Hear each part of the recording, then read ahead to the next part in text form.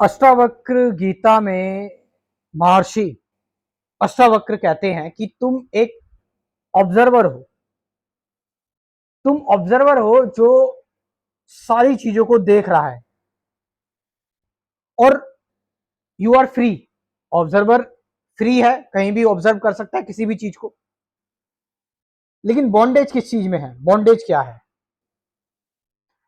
आप एक ऑब्जर्वर हो और वो ऑब्जर्वर सारी चीजों को ऑब्जर्व कर रहा है, सारी चीजों को देख रहा है। लेकिन बॉन्डेज इस चीज में है कि आप सारी चीजों को देख रहे हो। आप सारी चीजों को देख रहे हो बजाय इसके कि आप अपने आप को देखो। यानी कि क्या ऑब्जर्वर ऑब्जर्वर को देख रहा है? ध्यान रखना, ये बहुत इंपॉर्टेंट चीज है, क्योंकि ऑब्जर्वर और ऑब्जर्व जो देखा जा रहा है दोनों एक ही है।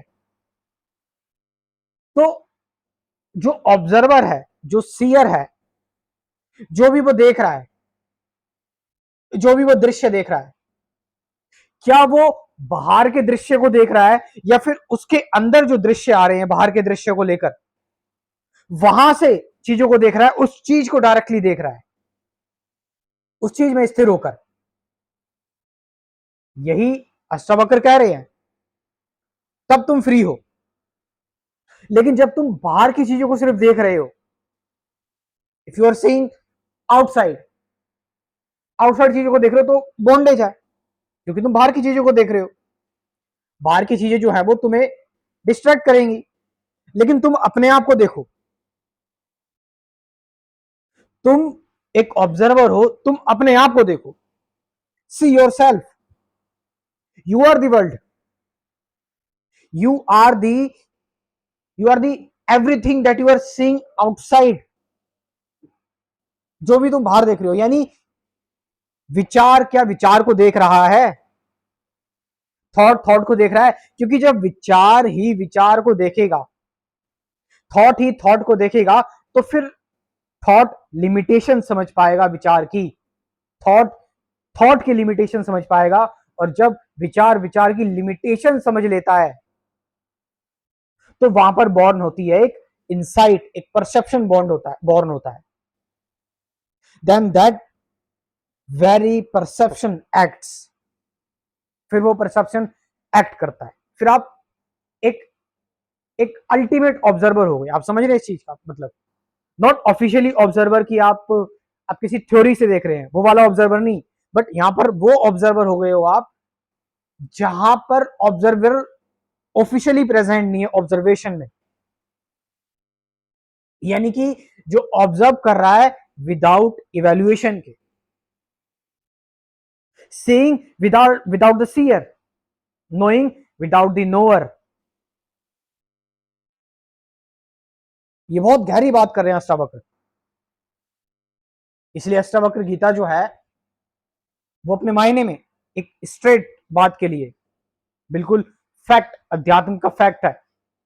You are the ultimate observer. तुम बस एक ऑब्जर्वर हो, तुम एक बस दृष्टा हो, साक्षी हो। ओशो अष्टावक्र गीता से ही तो कह रहे हैं। ओशो ने जो साक्षी की बात कही, जो दृष्टा की बात कही, वो कहां से कही?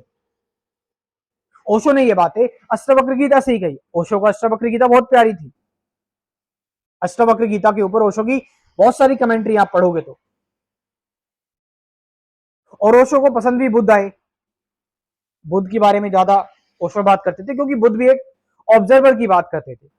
एक ऑब्जर्वर का होना, और देखो ध्यान से इस चीज को समझना जरा कि एक ऑब्जर्वर का मतलब क्या है। एक ऑब्जर्वर का मतलब ये नहीं है कि आप किसी किसी कंक्लूजन से देख रहे हैं या कोई आइडिया आपने जनरेट कर लिया, आप उस आइडिया से देख रहे हैं, नहीं। एक एक्चुअल ऑब्जर्वर का मतलब है कि आप बिना किसी कंक्लूजन के देख रहे हो।